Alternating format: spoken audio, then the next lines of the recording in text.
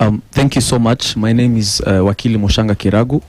An aspiring member of parliament for Kikuyu constituency, and I'm also a youth leader in Kikuyu constituency. Allow me to say that Tuko Kadi has a lot of meaning, but the literal meaning is that we are picking out the voter's card.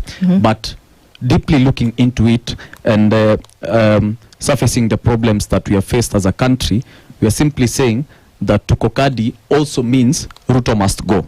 Tuko Kadi also means Fagia Wote. Tuko Kadi also means that we want a change in government, and we want alternative leadership that will ensure that our views and will ensure that our insights as Kenyans are listened to, and our insights as the youth are listened to. Allow me to say that having a card is power, but power that is unused or unutilized changes nothing. So we are moving from the voter's card into change, and beyond the change that we want to see, we also saying that beyond 2027, this is now civic education, we are going to be conducting engagements, we are going to be having public participation, we're also going to be holding the leaders that we are going to choose accountable. What we are exercising right now on Du and Dennis is a civic responsibility. It is a responsibility that is envisioned in the Constitution, Article 38, our political rights.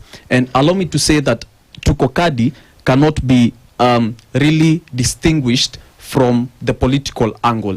This is a political movement in itself. So when we see, for example, my party leader, Rigathi Gachagua, picking up this particular narrative and saying that Tuko Kadi, it is simply a reinforcement of the movement that is already existing. So we cannot really differentiate the two movements and say that one will move independently from the other. These are inseparable movements.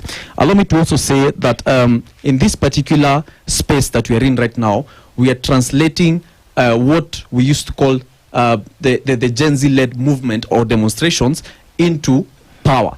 So Gen Zs are saying right now, we are ready to pick up power. We are ready to showcase that we can be the alternative government. And I would love to respectfully and sharply disagree with my colleague Priscilla, who said that we don't have a plan beyond picking out the vote. We do have a plan.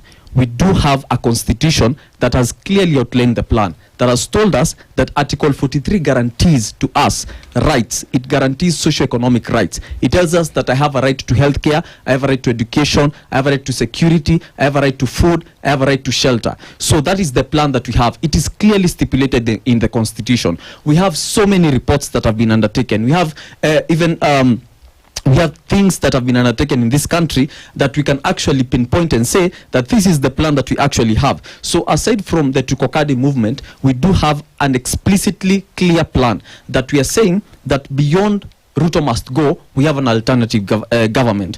And so beyond that, we also have to look into other jurisdictions. We also have to look into other countries. What have they done?